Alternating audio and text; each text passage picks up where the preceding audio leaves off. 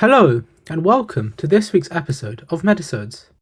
This week, we're going to focus on cells, the fundamental building block to all animal species. To start off with, I'm going to focus on the cell membrane, the structure that encloses all cells in humans. The cell membrane, also known as a plasma membrane, defines the borders of cells and most organelles within cells. It is a partially permeable membrane, meaning that it selectively allows certain substances through it, whilst blocking the movement of others. Currently, the fluid mosaic model is used to describe the structure of the cell membrane. In this model, the cell membrane is described as a bilayer of phospholipids, with other particles embedded in this bilayer, much like the tiles of a mosaic.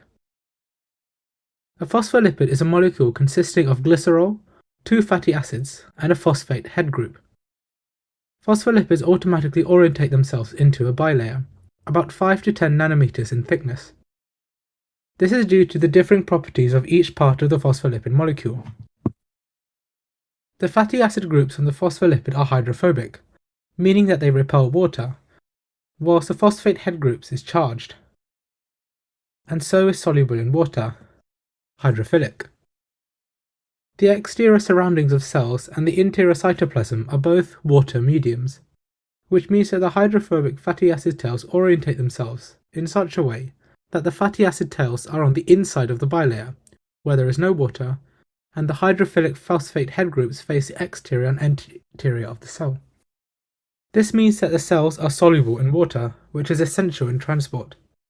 This phospholipid bilayer forms part of the fluid part of the fluid mosaic model. The bilayer is free to change shape, open up, and allow other molecules to flow through it. Embedded in this bilayer membrane are several other molecules, such as proteins and cholesterol. An example of membrane-bound protein is ATP synthase, which is found in the inner mitochondrial membrane and catalyzes the production of ATP from ADP during oxidative phosphorylation in aerobic respiration. Some proteins and lipids have carbohydrate chains attached to them, and these are called glycoproteins and glycolipids respectively. These chains are vital in interacting with the cell's external environment, such as binding to target molecules or acting as signaling receptors. An example of a glycoprotein found in the cell membrane of immune cells is glycoprotein 120, shortened as GP120, which is a receptor that HIV exploits by binding to and using it to enter the cell. The permeability of the cell membrane is not always constant and is dependent on a variety of different factors. One factor is temperature. Warmer temperatures increase the fluidity of the membrane, allowing other molecules to move through it with greater ease. The concentration of a solvent also impacts the permeability of the cell membrane, for the more the membrane is dissolved, the more permeable the membrane is. pH is the final main factor that affects membrane permeability. pH affects the structure of proteins within the cell membrane, and thus pH affects the permeability of the membrane. Investigations can be carried out to test a cell's membrane permeability. Beetroot cells are often used to test membrane permeability. They share a similar membrane structure to human cells, and the purple dye within them is extremely useful in allowing for membrane permeability to be quantified. For example, temperature. One would take equal samples of beetroot from the same plant and incubate them in solutions of the same volume of water in different water baths. After leaving for a certain time, take the beetroot piece out of each tube and use a colorimeter to measure the absorbance of each solution, making sure to calibrate using a cuvette of distilled water before each use. The greater the reading for absorbance, the greater the volume of beetroot dye has moved out, which indicates a greater permeability. There are several ways that different substances are transported across the cell membrane. The first I will go through is diffusion. Diffusion is the passive net movement of particles from an area of high concentration to an area of low concentration. Firstly, simple diffusion. Simple diffusion is a passive process, describing how over time particles in a fluid will eventually reach levels where they are evenly spread out, from being in one concentrated area initially. Substances such as carbon dioxide and oxygen are able to diffuse out of the cell in this manner. However, some substances are not able to simply pass through the phospholipid bilayer. This may be because they are too large, or because the molecule may be polar, and polar molecules are repelled by the hydrophobic inner part of the phospholipid bilayer. However, these molecules can move across the membrane using facilitated diffusion, which is also a passive process. They do this by moving through channel or carrier proteins in the membrane. Channel proteins allow for polar molecules to avoid the non-polar parts of the plasma membrane. An example of the channel proteins is aquaporin, which allows for the movement of water across the membrane. Carrier proteins operate in a slightly different manner. When a substance binds to the carrier protein on one side of the membrane, it triggers a change in protein structure that allows for the substance to pass out on the other side. There are several factors affecting the rate of diffusion, including the steepness of concentration gradient, the temperature, the surface area of exchange surface, the thickness of the membrane, and the density of channel and carrier proteins within the membrane. Osmosis is a special form of diffusion and describes the movement of water molecules across a partially permeable membrane from an area of low solute concentration to an area of high solute concentration. A low solute concentration is indicative of a high concentration of water molecules. A hypotonic solution has a low solute concentration compared to normal values, which means that it has a greater water potential. The converse is true for a hypertonic solution, and an isotonic solution is one that has equal water potentials on either side of the membrane. Next up is active transport. Unlike all the means of transport I've discussed so far, active transport moves particles against the concentration gradient, from an area of low concentration to an area of high concentration. As the name would suggest, active transport requires energy to work, and this energy comes from the hydrolysis of ATP molecules to release ADP and a free phosphate group. Carrier proteins are involved with active transport as well as facilitated diffusion. One example of active transport is the absorbance of glucose in the small intestine. The concentration of glucose is sometimes greater in the bloodstream than inside the villi and the gut, and so active transport is used to absorb the sugar rather than to leave it to be wasted. The rate of active transport is affected mainly by the density of carrier proteins in the cell membrane and the surface area of the cell membrane through which the substance is being moved. The final two methods of transport across the cell membrane that I will be talking about is endocytosis and exocytosis. These methods of transport are used to transport large molecules in and out of a cell.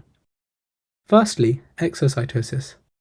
Exocytosis is when membrane-bound vesicles from inside the cell fuse with the plasma membrane, and in the process release their contents. This is possible due to the fluidity of the cell membrane. Exocytosis is used by cells to secrete substances, such as glands secreting hormones, as well as to get rid of toxins and dead organelles. Endocytosis is the reverse process, and this is when the fluid plasma membrane fuses with the plasma membrane of a vesicle outside the cell, and the contents of this vesicle are released into the cell. Both of these processes are active and require energy. Now I've talked a bit about cell membrane and transport across them, I'll hand over to Shrey, who will be talking a bit about the structure within the cells and how cells divide.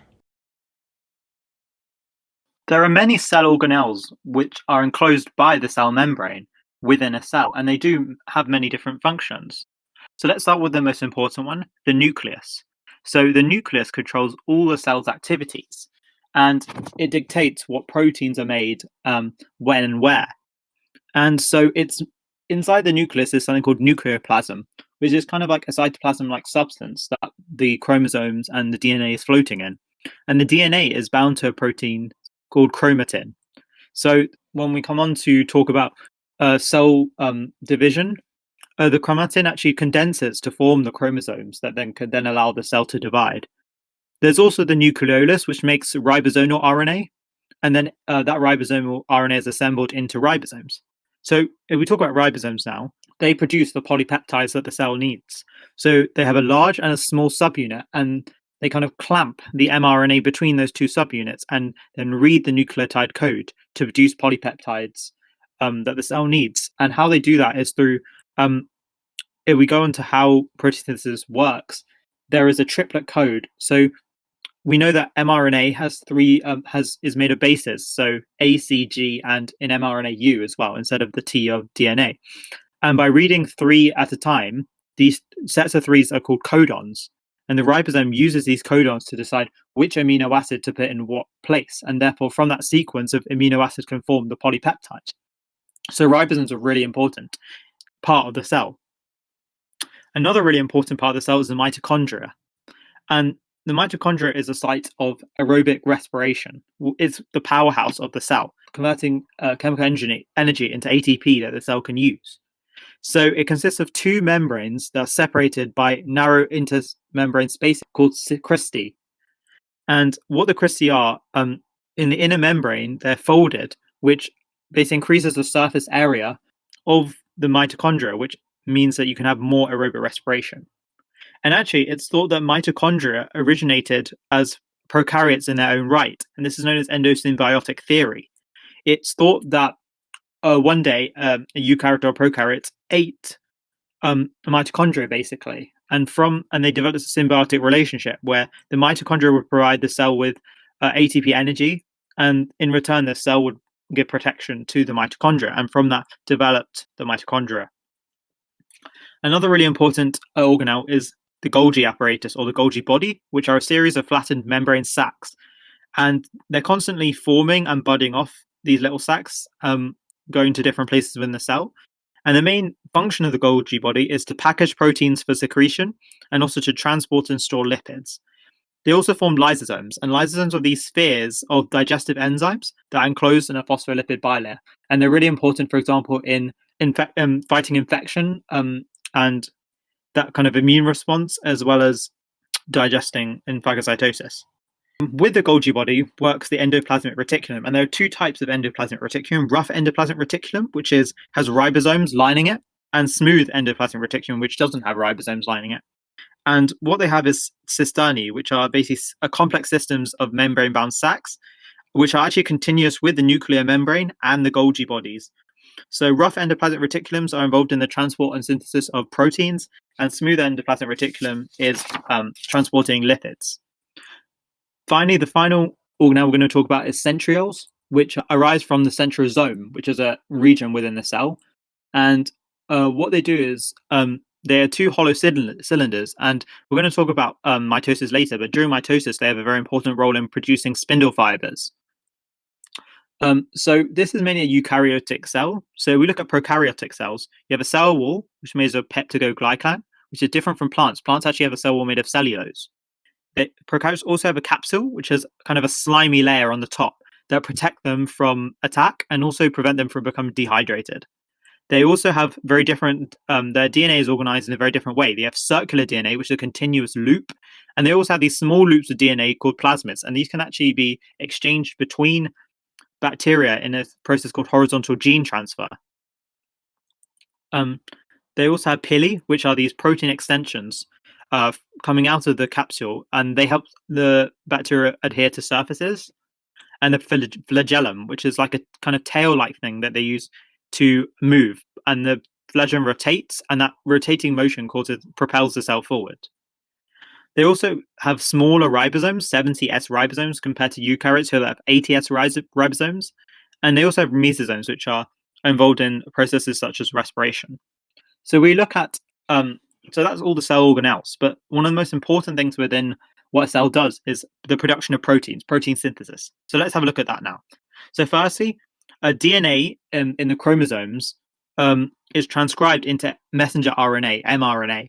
And this mRNA will then leave the nucleus. Then the mRNA will bind to the ribosomes and be synthesized into a protein. This protein will enter the rough endoplasmic reticulum and then move through it, assuming its 3D structure and folding up.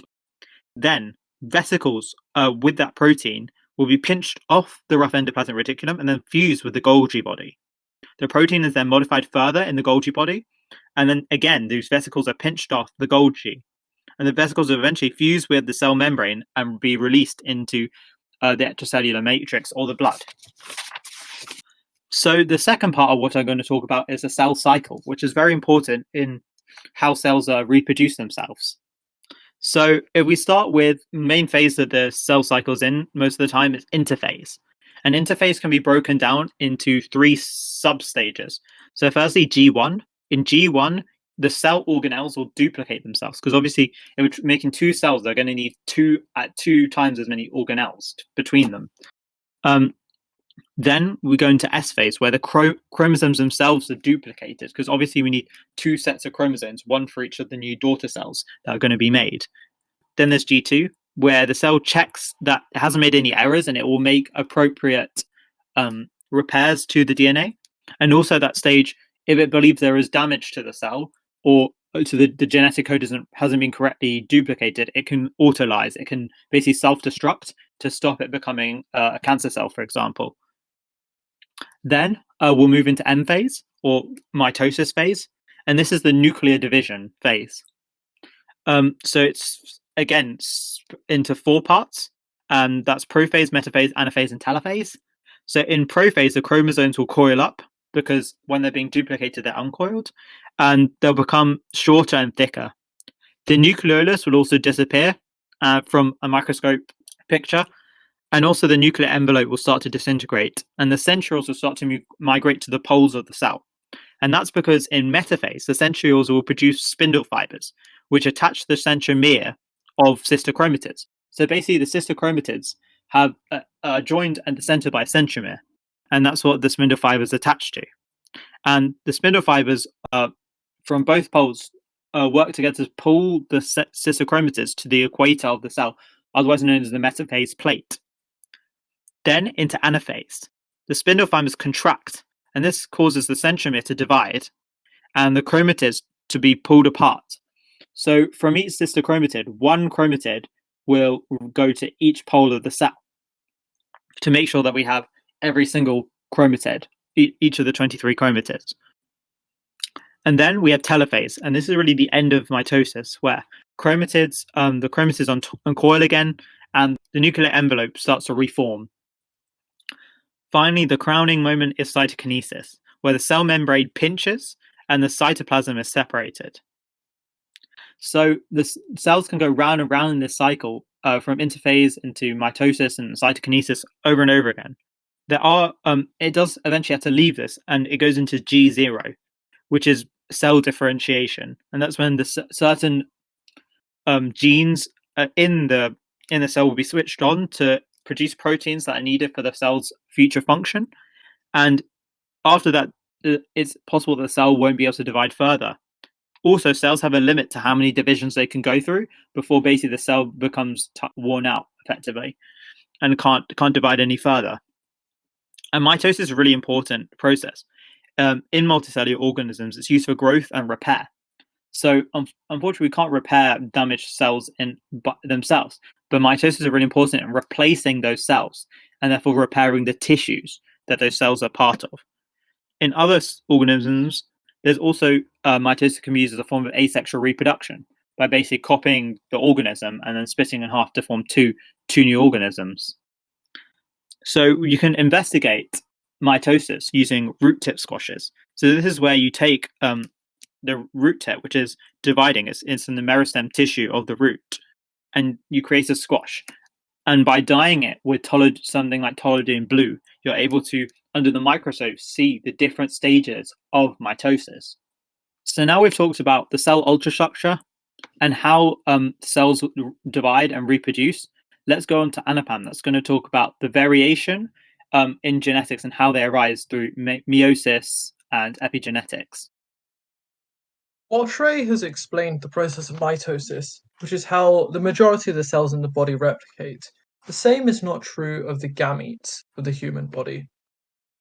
So the gametes of the human body can also be referred to as the sex cells, and in humans these are the sperm and the ovum. Their particular properties compared to the other cells are especially linked to their role for reproduction.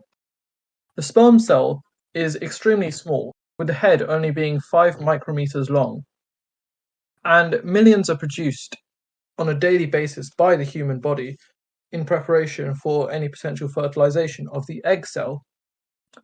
However, the egg cells, which are far larger at 100 micrometers across, need to make sure that only one sperm cell enters them in order to make sure that multiple sets of DNA are not introduced during the fertilization process.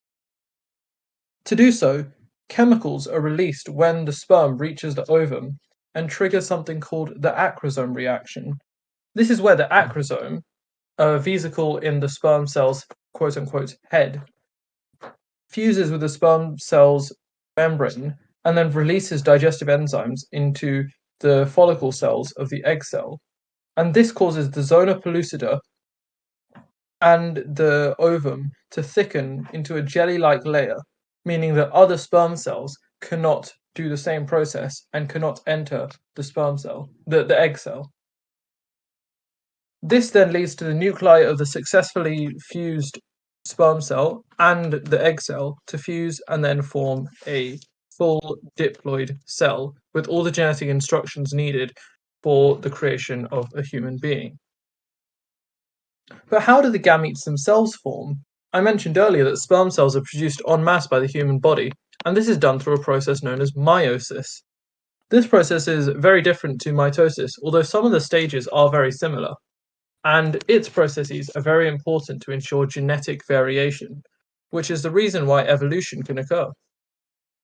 So how does meiosis result in genetic variation? There are two key stages that help it to do so: independent assortment and crossing over. In the stage of meiosis 1, independent assortment occurs. During this stage, the gamete-producing cells line up in 2 rows with 4 rows in total of chromosomes. And in this stage, different chromosomes are paired with different cells, such that when the daughter cells are produced, this means that they have different arrangements of chromosomes from their father cells. Independent assortment, however, is not the only place where the rearrangement of chromosomes occurs. And during crossing over, where these now paired up chromosomes are put into a same cell, those chromosomes can then cross over at different points, called chiasma. This can lead to the sharing of genetic material, and by the final stage of meiosis, where there are 4 diploid daughter cells, these will be a mix of all the genes that were present at the start. This is extremely important because it means that genetic variation can arise within humans during reproduction, and this is important for the development of new behaviors, traits, and attributes that is the result of natural selection. This can end up being very closely linked to other parts of humans' development. For example, there are many sex-linked conditions due to the sex chromosomes being different in males and females. And as such, males are very susceptible to conditions such as color blindness, which we've done a video on. As a whole, gene expression isn't just controlled by the chromosomes, however.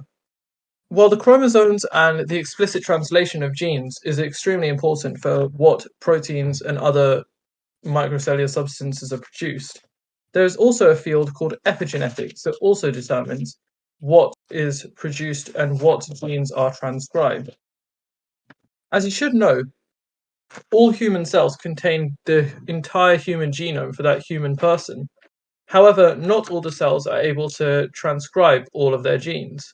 This is because the cells have become differentiated or specialized, and as such no longer have access to parts of their gene. DNA, when stored inside the nucleus of a cell, is wound around histone protein, and the tighter it's wound around those histone proteins, the less accessible the DNA is to transcription factors. The way that DNA coils and uncoils around the histone protein is caused by epigenetic markers which modify the histone tails. For example, methyl groups can attach to the DNA, preventing transcription. The epigenome overall influences how genes are transcribed in particular cells, and the epigenome can actually be passed down from mother to child. There are also certain conditions that can occur because of problems with the epigenome. However, as a whole, gene expression is controlled by these different epigenetic changes. The epigenetic changes, however, are also subject to external factors and are greatly determined by the human's lifestyle. For example, there have been many studies which have linked things such as smoking to epigenetic changes, which is a big cause for concern as it can mean that different types of lifestyle can lead to detrimental effects on the person's genes and also the genes of their children. Gene expression also relies on things such as master genes. This is important in animals that have segmented features, such as the human spine, but also in other animals such as fruit flies, which have antennae, legs, and wings, which are segmented. Master genes control the development of each segment and were discovered by their production of mRNA that is translated into signal proteins. These proteins switch on and off the genes responsible for producing the proteins responsible for the specialization of cells in each of the segments. And these signal proteins switch on the genes according to how the entire segment is meant to be formed. As a whole, gene expression and epigenetics is still a relatively new field, and there are many speculative studies seeking to how humans can exploit epigenetics to further their understanding of genetic modification. It may be in the future that genetic modification no longer requires the modification of the actual DNA itself, but just which parts of it are expressed and which parts of it are restricted. Hopefully, this is a good summary of the cells in the body, how they work, how they divide, and how they function. Thank you for listening to this week's episode of Medisodes, and be sure to tune in next week for another episode. Thank you and goodbye.